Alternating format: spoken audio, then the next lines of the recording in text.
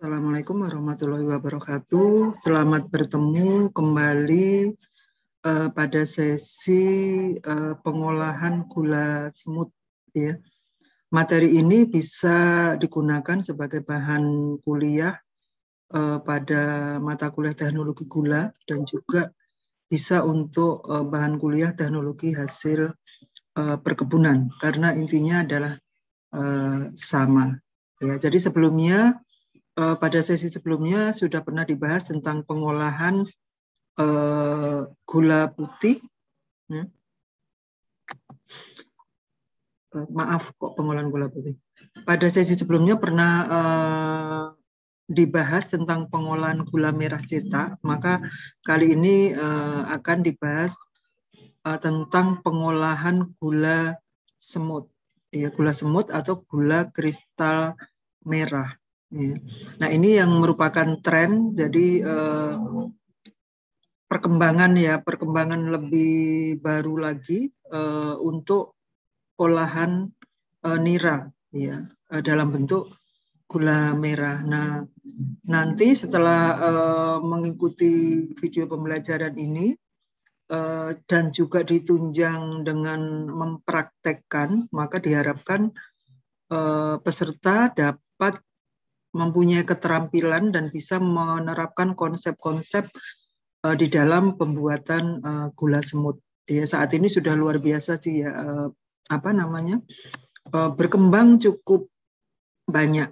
Ya, kalau di tahun 2011 saya sudah mencoba untuk mengenalkan teknologinya dan juga kepada konsumen bahwa gula semut itu lebih bersih, lebih praktis dan seterusnya, dan alhamdulillah sekarang ini sudah marak ya, sudah banyak sekali orang membuat gula semut meskipun skala kecil ya.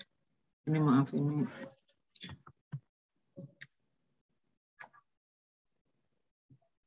Mulainya salah. Oke, jadi kenapa disebut dengan gula semut? Sebenarnya ini bahasa resminya, ya. Bahasa resminya atau bahasa formalnya adalah gula merah kristal, karena memang bentuknya dalam bentuk gula merah kristal atau gula merah granul, ya. Karena memang bentuknya seperti itu.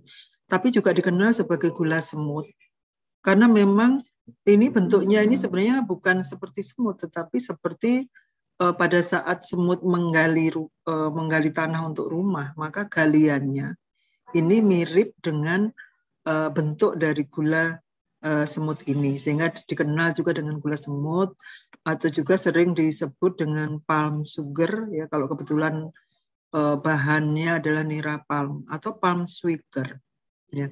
Sebenarnya gula ini juga bukan barang baru ya, artinya sebenarnya sudah lama dibuat, hanya penggunaannya tidak seluas sekarang. Ya, kalau dulu hanya untuk bahan hiasan kue ya, sehingga kalau di pasar-pasar itu pada saat mau lebaran itu banyak orang mencari gula semut. Padahal gula semut ini sebenarnya sama dengan gula merah dan kepraktisannya mirip dengan gula putih ya.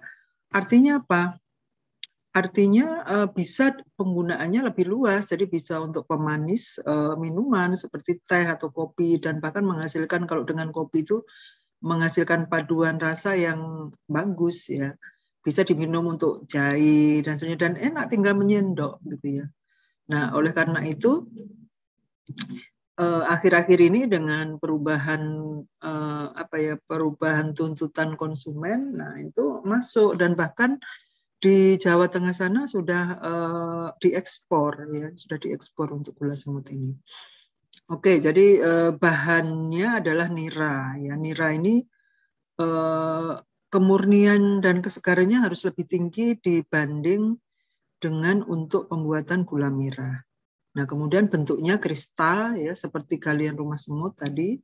Kemudian masa simpannya sangat panjang ya, dibandingkan dengan gula merah cetak. Kalau gula merah cetak hanya sekitar 2-6 minggu, paling banter 8 minggu ya, akan terjadi, kemudian akan melunak atau berair ya teksturnya. Kenapa? Karena memang kandungan gula reduksi dan kadar airnya masih cukup tinggi, 10%.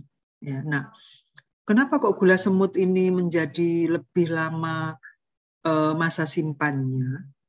Itu bukan karena ditambahin bahan pengawet atau apa, tidak.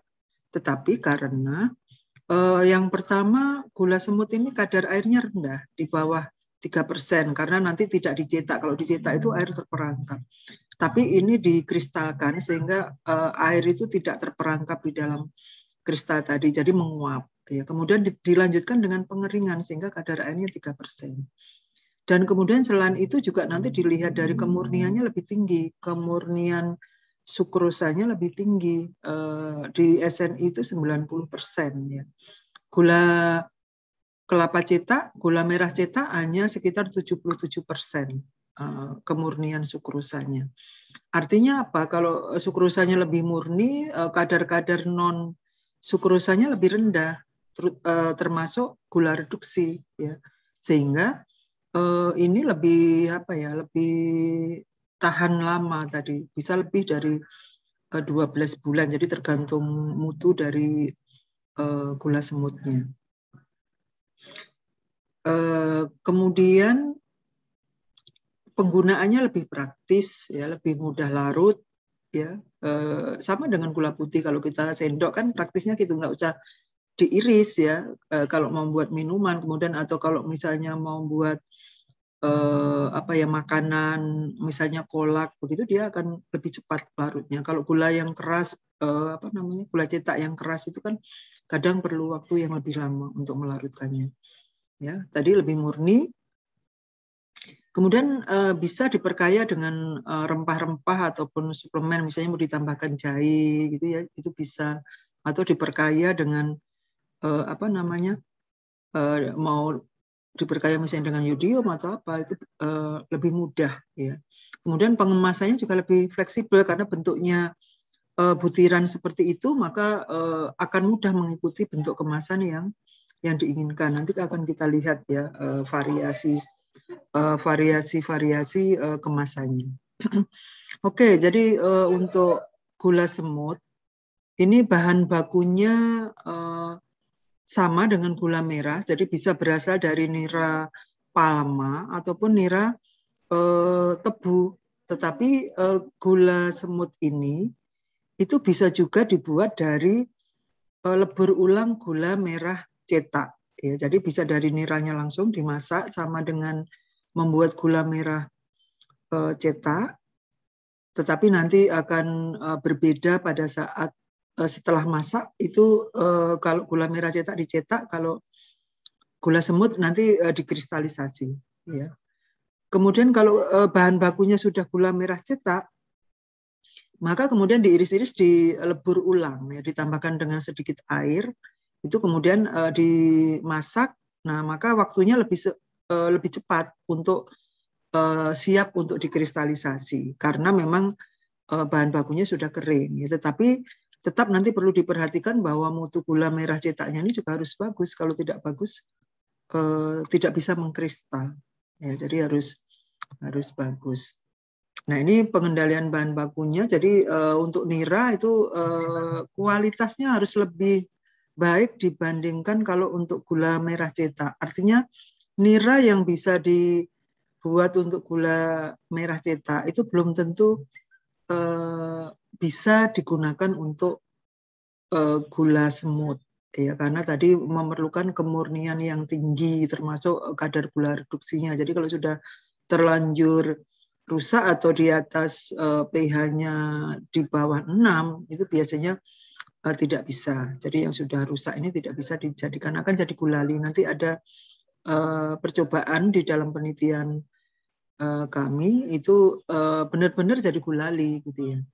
Nah, kalau gula merah cetak juga mutunya harus bagus. Mutu yang bagus itu yang dia keras, kemudian kalau dipotong itu dia mudah patah, ya, tidak liat, ya. Nah, itu tanda-tanda apa namanya, gula merah cetaknya bagus yang bisa digunakan untuk gula semut. Nah, kalau bahan bakunya gula merah cetak itu biasanya karena kita tidak tahu persis kemurnian dari gula merah cetak, itu akan lebih aman kalau pada saat peleburan tadi itu ditambahkan sukrosa, ya, sekitar 5-10% itu tadi maksudnya adalah untuk meningkatkan kadar sukrosa supaya nanti lebih mudah untuk mengkristal. Tetapi kalau dari nira, karena memang niranya sudah bagus, kita yakin sudah bagus, maka tidak ditambahkan sukrosa juga bisa mengkristal, asalkan tadi syaratnya masih segar. Oke, nah ini contoh hasil penelitian kami, saya dan mahasiswa ini diperlakukan. Jadi ini nira yang mutunya sudah jelek seperti ini, keruh, ya, kemudian berbusa dan baunya sudah asam. Nah ini saya waktu itu mencoba untuk menambahkan kapur terlebih dahulu. Ini pH-nya sudah di bawah 6 di KUR. Nah ini kita coba, kita selamatkan lah, diberi kapur, kemudian baru dimasak. Ternyata jadi gulali seperti ini, tidak bisa mengkristal. Sementara yang masih bagus tadi, itu setelah dimasak, dikristalkan, bisa mengkristal, bisa ngepiar seperti ini. Nah ini artinya apa? Ini kalau sudah terlanjur rusak, kadar gula reduksinya sudah terlalu tinggi, walaupun pH-nya dinaikkan, ternyata tetap tidak bisa. Ya. Dan ada penelitian lain juga dengan mahasiswa itu untuk gula BS, jadi gula merah cetak yang sudah nggak bagus, kita coba buat untuk gula semut dengan ditambahkan sukrosa itu sampai 30%, itu baru baru bisa dikristalkan. Tetapi juga rendemennya tidak sampai 80%. Artinya terlalu besar ya penambahannya, artinya juga tidak bagus. Jadi lebih baik sih kalau di daerah lokal tempat sumber nira, lebih baik langsung menggunakan nira saja, ya, nira yang baik ini saja. Itu peluang untuk jadinya akan tinggi. Dan ini juga perlu pengalaman ya, perlu pengalaman sehingga tahu betul titik kritisnya adalah di bahan baku, kemudian nanti di pemasakan, penentuan cukup belum masaknya. Nah itu yang kritis untuk pembuatan gula semut. Ya, ini standar mutu gula palma. Jadi istilahnya gula palma. Kalau di SNI nomor 013743. Ini tahun 1995 belum ada yang update-nya, belum ada. Nah ini disebut gula cetak dan gula kristal atau granula. Nah ini bisa kita bandingkan kalau dari bentuk, rasa, aroma, warna sama ya kriterianya. Kemudian bagian yang tidak larut dalam air ini artinya padatan-padatan yang non gula ya. Itu kalau dicetak maksimal 1%, nah ini di kristal 0,2. Artinya apa? Kristal gula semut ini lebih murni, ya, lebih murni. Karena kalau tidak, kotoran atau bagian yang tidak larut dalam air lebih banyak, itu biasanya tidak jadi. Ya, tidak kristalnya tidak bagus, tidak bisa mengkristal dengan baik.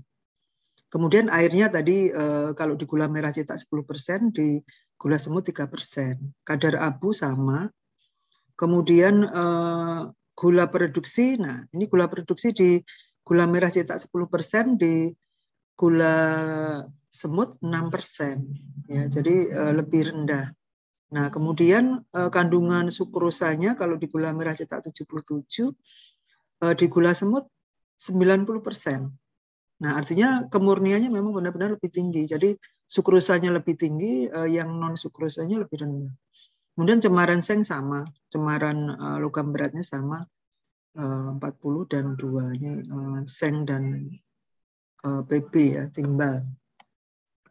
Nah, ini yang membuat kemudian gula semut ini menjadi lebih awet asalkan penyimpanannya rapat. Ya. Oke, proses pengolahannya hampir sama. Jadi dari nira, tapi tadi niranya kalau misalnya banyak kapur harus diendapkan dulu, ya. Diambil beningnya saja. Kemudian sama prosesnya adalah penguapan. Jadi penguapan sampai titik penghentian penguapan atau pemasakannya itu sama.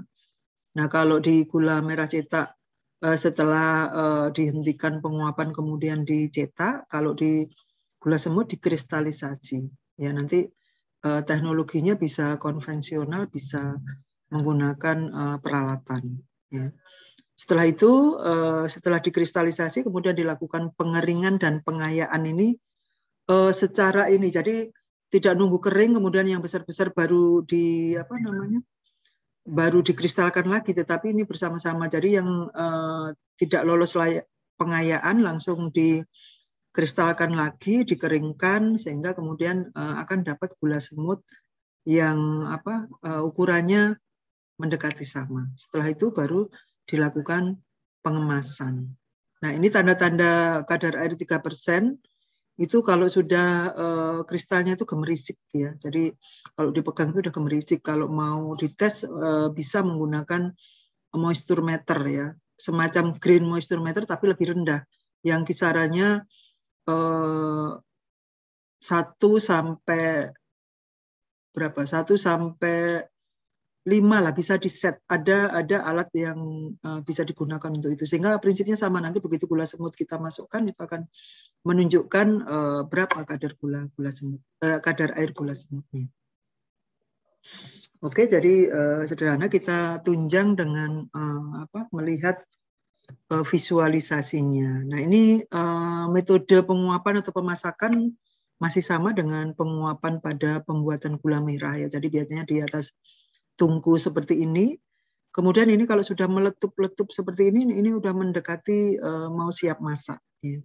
Udah maksudnya siap dikristalkan atau siap dikristalkan. Ya. Jadi udah seperti ini. Kemudian nanti tinggal kita tes puntes. Puntes itu disendokkan, kemudian dialirkan gitu, dimasukkan ke air dingin. Itu kalau sudah membentuk benang yang keras, berarti itu sudah cukup pemasakannya. Kemudian didinginkan. Nah, nanti kristalisasinya bisa secara konvensional dengan pengadukan ya, pakai pengaduk dan juga ini. Bisa juga dengan menggunakan alat namanya granulator. Ya, nanti ada contoh gambarannya. Kemudian penjemurannya juga, pengeringannya bisa dengan penjemuran, asalkan panas. Jadi biasanya membuatnya harusnya pagi, kemudian langsung dijemur. Ya.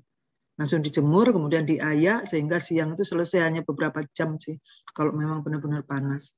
Nah, ini semuanya bisa dilakukan secara manual ya. Kemudian juga pengujiannya bisa visual tadi kalau untuk melihat kering yang sudah gemerisik. Tetapi juga teknologi modern bisa dilakukan dengan menggunakan mesin tadi, granulator, kemudian pengering mekanis ya, oven. Kemudian menggunakan kalau banyak ini, kalau sudah produksinya cukup banyak, ayakannya juga tidak manual menggunakan tangan, tapi menggunakan ayakan bergetar pakai mesin. Kemudian juga menggunakan pengemas mekanis. Ya. Maksudnya menggunakan mesin pengemas. Nah, ini pengujian yang dilakukan adalah untuk bahan baku itu sangat penting dilakukan pengujian pH. Kemudian untuk produknya itu menggunakan alat namanya moisture meter, nanti ada ada fotonya. Kemudian refraktometer untuk melihat kadar sukrosa ya, kadar sukrosa di nira. Jadi di nira itu pH meter dan refraktometer. Tapi refrakto ini sebenarnya ya penting-penting. Enggak, kalau misalnya nanti sistemnya dikumpulkan, nah itu untuk ngecek apakah dicampuri atau diencerkan atau tidak, itu bisa menggunakan refraktometer.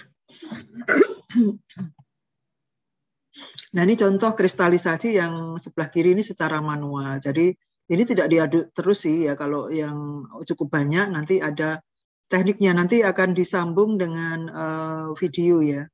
Video praktek bagaimana mengkristalisasikan. Nah, kalau ini menggunakan mesin granulator ya, dengan menggunakan mesin granulator ini tetapi beberapa di sentra-sentra produksi gula semut ini juga kurang disukai, katanya sih tanggung ya, tapi sebenarnya enak ininya ya. Ya memang harus diuji coba, dioptimalisasi sehingga benar-benar kerjanya adalah optimal. Tetapi dengan manual juga sebenarnya juga bisa dalam skala besar sampai 50 kilo itu bisa ya, bisa dilakukan. Oke, kemudian ini pengayaan. Pengayaan juga bisa menggunakan ayakan yang di ini sendiri ya. Jadi ini semacam bahan ayakan ya, seperti ayakan pasir, tapi yang bagus sih sebenarnya harusnya stainless, tapi nggak ada ya ini. Ini yang dari kayak streamin itu sebenarnya bisa ini, kemudian ini pakai kayu, ini juga mudah untuk ininya. Nah, ini hasil yang sudah diayak, kemudian yang masih butiran besar-besar ini sebelum kering betul segera digusur-gusur gitu ya, jadi supaya dia pecah ya. Kemudian agak kering langsung diayak, dikutukan sampai kira-kira habis. Nah, kalau kapurnya banyak, kalau di dalam nira itu kapurnya banyak, ini biasanya kemudian mengeras dan putih-putih dan tidak bisa lagi pecah gitu ya. Nah, ini kemudian ini kalau menggunakan ayaan yang sudah pakai mesin getar, ya ini mudah. Jadi gula semutnya langsung ditaruh di sini, ini sudah nggak usah pakai tangan, langsung bergetar sendiri. Kemudian ini pengeringan. Pengeringan juga bisa dilakukan secara manual dengan penjemuran seperti ini. Sekali-kali dibolak-balik ya. Jadi sebaiknya sih alasnya adalah loyang seperti ini, loyang aluminium ya. Supaya cepat kering juga. Jadi cepat kering juga. Kemudian kalau yang sebelah kanan ini adalah pengering mekanis ya. Menggunakan oven yang ini kebetulan pakai listrik ya. Ada juga nanti oven yang pakai gas. Nah, yang penting suhunya kalau pakai oven, suhunya juga ini yang oven pakai blower ya. Jadi oven pakai blower, bukan oven roti yang suhunya di atas 100. Tapi ini oven khusus yang memang oven pengering. Suhunya sekitar 60 derajat Celcius saja. Karena kalau nanti tinggi kan meleleh ya, gulanya nanti akan meleleh lagi. Nah, jadi sekitar 50-60. Kemudian kalau ada blowernya ya kemudian akan cepat kering. Itu. Nah, kemudian kemasannya seperti ini. Jadi kemasan gula semut itu lebih bervariasi ya. Bisa berupa toples-toples ini. Ini kalau untuk untuk oleh-oleh ya, untuk oleh-oleh itu menarik. Dan kemasannya meskipun agak mahal ya kita bebankan. Ini kalau untuk model oleh-oleh orang suka gitu ya, akan suka. Kemudian toplesnya bisa dipakai ulang, jadi nanti bisa diisi dengan yang bantal ini. Kalau yang model-model bantal ini nanti diisi ulangkan ke sini. Nah, kemudian kalau yang di hotel-hotel itu sudah biasa sekarang banyak orang-orang yang umur sudah 40 ke atas ya, itu takut diabetes. Gula putih itu kan indeks glikemiknya itu lebih tinggi dibandingkan gula semut ini. Ya, jadi biasanya ditawarkan ada saset gula putih, kemudian ada saset gula semut atau palm sugar ini. Di hotel-hotel biasanya seperti itu, atau di acara-acara inilah ya, yang kafe bukan kafe atau acara-acara yang ambil minum kopi atau teh sendiri, itu biasanya disediakan saset-saset seperti ini. Pilihannya adalah gula semut dan gula putih ya. Nah, kemudian bisa juga dibentuk seperti ini, pouch ya. Sekarang ini kan pouch ini lagi tren juga. Jadi fleksibel, sangat fleksibel. Bahkan ada yang dikemas dalam kaleng ya. Ya, silahkan gitu. Nanti tinggal biaya kemasannya ditambahkan pada harga jualnya. Nah, ini tadi contoh beberapa alat yang digunakan untuk pengendalian nira, untuk mengecek niranya apakah masih bagus enggak. Itu kita bisa pakai pH meter ya. Kemudian ini alat yang moisture meter tadi. Tapi ini tidak sama dengan grain moisture meter. Jadi khusus yang mampu mendeteksi kadar air lebih rendah dari 3%, ya, karena maksimal 3% ini ya. Jadi ini saya pernah membina di Lampung Timur, ini Iptek Dalipi ya, waktu itu kita belikan, ini harganya sekitar 11 jutaan ya, lumayan mahal. Ya, ini saya mengajarkan kepada pelaku industrinya bagaimana cara menggunakannya, gampang. Tapi waktu itu sempat kita setting dulu. Jadi untuk di semacam di setting supaya benar-benar bisa menunjukkan kadar air yang sesuai ya. Jadi hasilnya supaya akurat.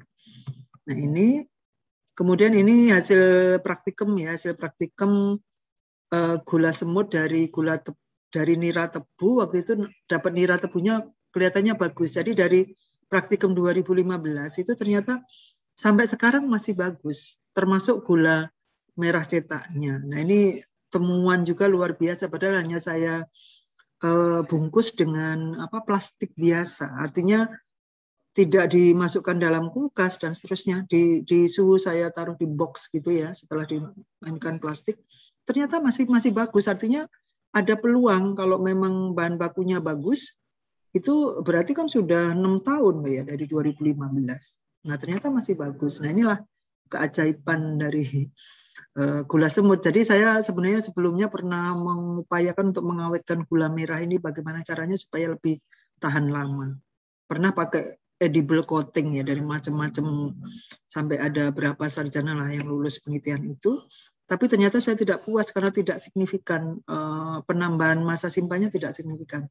Tapi begitu saya pelajari terkait dengan gula semut, ternyata pokoknya kalau kelihatan kalau dia bahan bakunya bagus itu bisa lebih dari 1 tahun. Yang jelas seperti itu ya. Ini kebetulan saja sampai 6 tahun masih bagus. Ya, artinya dengan biasa 6 minggu kemudian menjadi 1 tahun itu kan luar biasa. Padahal teknologinya ya tidak terlalu canggih gitu ya, sederhana. Ya, hanya di bahan baku tadi yang di sini. Nah ini beberapa pengalaman saya termasuk yang menggembar-gemborkan, dan saya cukup puas sekarang sudah sangat banyak industri-industri kecil yang mencoba membuat gula semut dan sudah dipasarkan, dan dari sisi konsumen juga sudah banyak yang mengkonsumsi gula semut ini untuk keseharian. Ya ini pernah dampingi Iptek Dalipi di 2013 sampai 2015 ya, jadi sampai ke pemasaran ya, kita bantu beberapa alatnya ya. Kemudian ini di berbagai kabupaten kayaknya saya sudah pernah ya mengenalkan dan melatih ya. Pengabdian di Pesawaran ini gula semut aren ya, juga melibatkan beberapa mahasiswa sampai ke penelitiannya. Kemudian ini yang optimasi granulator ini di Kemiling nih 2016-2017, mendampingi juga industri pengolahan gula merahnya untuk membuat gula semut. Kemudian ini mantan-mantan TKW ini diminta dari lupa saya ini ya.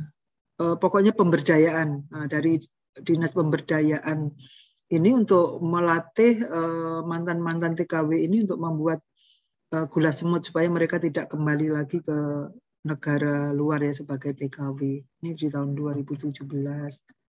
Kemudian ini KKN tematik ya. Jadi para bersama-sama dengan mahasiswa juga melatih di Kalianda, Lampung Selatan ya. Jadi berkali-kali, ini 2019 ini Disperindak provinsi ini, dan ada yang sudah benar-benar bisnis gula semutnya ini praktek di hotel ya. Jadi di hotel juga bisa pakai kompor ya. Jadi bisa ini, dan ini hasilnya cukup bagus. Jadi sekali masakan ini cukup banyak ya.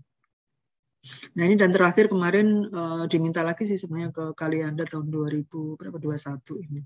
Jadi alhamdulillah teknologi sederhana yang kita kenalkan itu aplikatif ya, bisa diterapkan oleh para pelaku usaha kecil, dan mudah-mudahan ini bisa meningkatkan citra dari gula merah cetak yang mudah lengket, mudah berair, mudah lunak, dan seterusnya. Nah demikian pembahasan terkait dengan materi gula semut ya, nanti bisa diteruskan dengan diskusi. Sementara saya akhiri sampai di sini. Wassalamualaikum warahmatullahi wabarakatuh.